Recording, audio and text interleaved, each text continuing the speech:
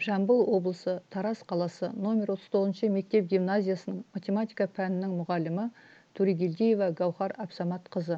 Математика 5 сынып. Тақырыбы пайыз. Сабақтың мақсаты пайыз ұғымын меңгеру, бөлшекті пайызға және пайызды бөлшекке айналдыру. Күнделікті өмірде әртүрлі шамалардың жүздік үлестерін жиі кездестіреміз.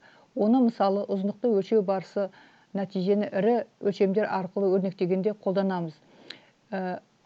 Жиі қолданатын жүздік үлестер 1 сантиметр, ол 100-1 метрге тең. Яғни біз бұны тапқан кезде өлшем бірліктерді қараймыз. 1 метрде қанша сантиметр бар? 100 сантиметр бар. Олай болса 1 сантиметр ол тең болады 100-1 метрге.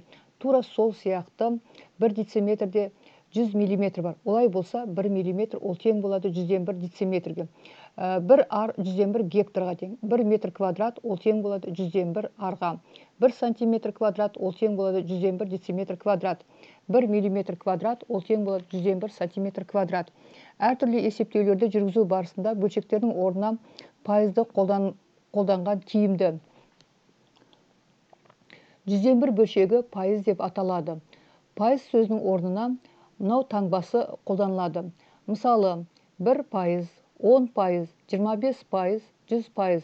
Оқылған кезде, немесе жазылған кезде бірінші санды жазамыз, 1, одан кейін артына таңбасын қоямыз. Сонда оқылған кезде 1 пайыз, 10, артына пайыз таңбасын қоямыз. Сонда оқылған кезде 10 пайыз, 25 пайыз, 100 пайыз деп оқылады.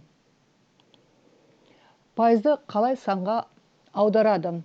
Енді пайызды санмен өрнектеу үшін пайыз таңбасын алып тастап, пайыз санын 100-ге бөледі. Мысалы, 1 пайыз ол тең болады 100-1-ге.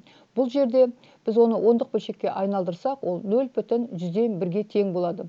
10 пайызды біз санмен өрнектеген кезде, біз 10-ды артындағы пайыз таңбасын алып тастаймыз да, 10-ды 100-ге бөлеміз. 10 алымында тұр, 100 бөлімінде. Сонда 10-ды 100-ге бөлгенде, ол ондық бөлшек түрінде 0,1 болып жазылады. 25 пайыз. Бұл жерде де пайыз таңбасын алып тастаймыз да, 25-ті 100-ге бөлеміз. Сонда шығады 100-ден 25. Ол ондық бөлшек түрінде 0,125-ке тең. 100 пайыз. 100 пайызды да мысалы пайыз таңбасын алып тастап, 100-ді 100-ге бөлеміз. Сонда ол 1-ге тең болады. Сонда 100 пайызымыз ол 1 санына тең. 70 пайыз. Мысалы бұл жерде де пайыз таңбасын алып тастаймыз да, 70-ті 100-ге бөлеміз. Сонда 100-ден 70 шығады. Бұл ондық бөлшек түрінде 0,7-ге тең. Ал 280 пайыз, бұл жерде де пайыз таңбасын алып тастап, 280-ді 100-ге бөлеміз.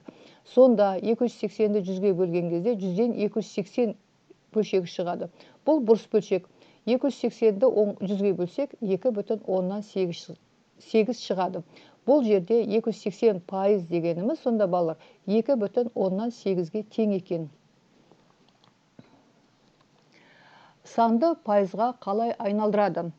Санды пайызбен өрнектеу үшін санды 100 санына көбейтіп, пайыз белгісін тіркеп жазады. Мысалы, 0,100-1 ондық бөлшек түріндегі сан. Оны пайызға айналдыру үшін біз 100-ге көбейтеміз. 0,100-1-ді 100-ге көбейткен кезде 1 пайыз шығады. 0,3 бұл ондық бөлшек түріндегі сан. Оны пайызға айналдыру үшін 100-ге көбейтеміз. Ол 0,3-іміз 30 пайызға тең. 9-ды да тура сондай. 9 саны қанша пайыз десек, ол 9-ды 100-ге көбейтеткенбіз, 900 шығады. Ол 900 пайызға тең. Енді балалар, біз енді осы ережелерді пайдалана отырып, есептерді шығарамыз. Оқулықтағы номер 814 есепке қараңыздар. Бұл номер 814 есепте төмендегі сөйлемдерді оқыңдар дейді. Бұл жерде енді пайызды пайдалана отырып, оқуымыз керек. Бірінші мен оқып көрсетем, арғарта сендер тура сол сияқты өздерін өз беттеріңше дауыстап оқисыңдар. Біріншісі, мұздықтар құрлықтың 11 пайызын алып жатыр. Ары қарата тура осылай өздерің дауыстап оқып шығасыңдар. Номер екінші есебіміз номер 816. 30 пайыз, біріншісі 56 пайыз, 90 пайыз. Тура жаңағы мысалдағыдай сендер осы берілген пайызды санмен алмастыруларын керек. Ол үшін біз не істейтінімізді сендер ережені пайдалана отырып есептеп шығарасыңдар. Мысалы 30 пайызымыз неге тең десе, біз 30 пайызды пайыз таңбасын алып тастап 100-ге бөлеміз. Сонда 100-ден 30 шығады. Ол қысқарады 10-ға, 10-нан 3. Ондық бөлшек түрінде ол 0,3-ке тең. Ары қарата тура осылай барлық 4 тапсырманы да осылай орындап шығасыңдар. Үшінші есебіміз 817. Бұл жерде де пайыз түрінде берілген сандарды бөлшек түрінде және жай бөлшек түрінде және ондық бөлшек түрінде жазып көрсетулерің керек. Осыны өз беттерінше орындап, маған көрсетесіңдер. Енді балалар, соңғы қорытынды.